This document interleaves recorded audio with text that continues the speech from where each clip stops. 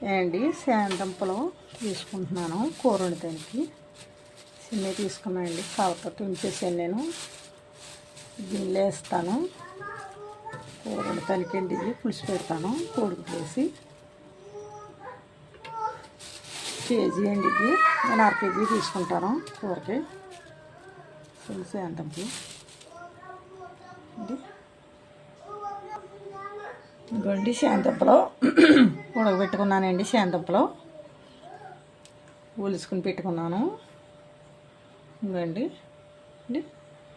ఉల్లిపాయ 2 medium size 2 ఉల్లిపాయలు అండి, 2 తీసుకున్నాను. 5 పచ్చిమిరకాయలు తీసుకున్నాను. కోడిగుడ్లు అండి ఇందులోకి అండి. కరివేపాకు, కొత్తిమీర లేదండి కరివేపాకు వేస్తున్నాను. కరివేపాకు వేసుకున్నా బాగుంటుందండి కూర. చింతపండు, తగినంత చింతపండు అండి. కారం, జీలకర్ర, ధనియాల పొడి అండి. ఇది పసుపు అండి, పసుపు ఉందండి ఇందులో. పసుపు అండి, ఉప్పు, కళ్ళుప్పు అండి తగినంత. అంతేండి. చింతపండు నానబెట్టుకోవాలి. చింతపండు అయితే నానబెడుతున్నానండి.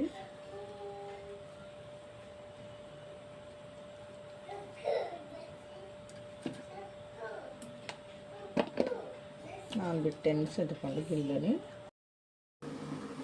ఇదిగోండి కూర ఉడిపోయిందండి.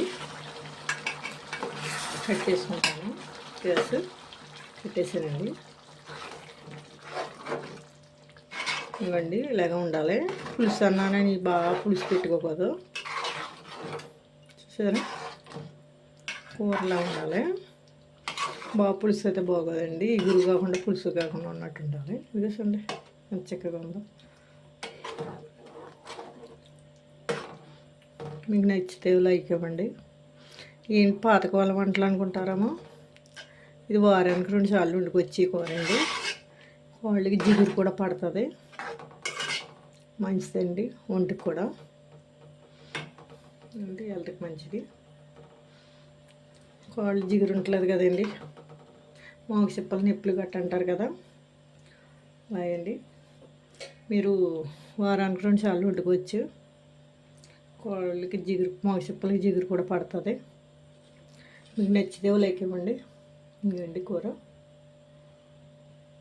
Thanks friends. పాతకాల వంటలు వండుతున్నారని అనుకోకండి.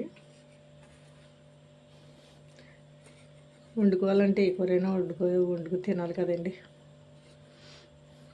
అందుకని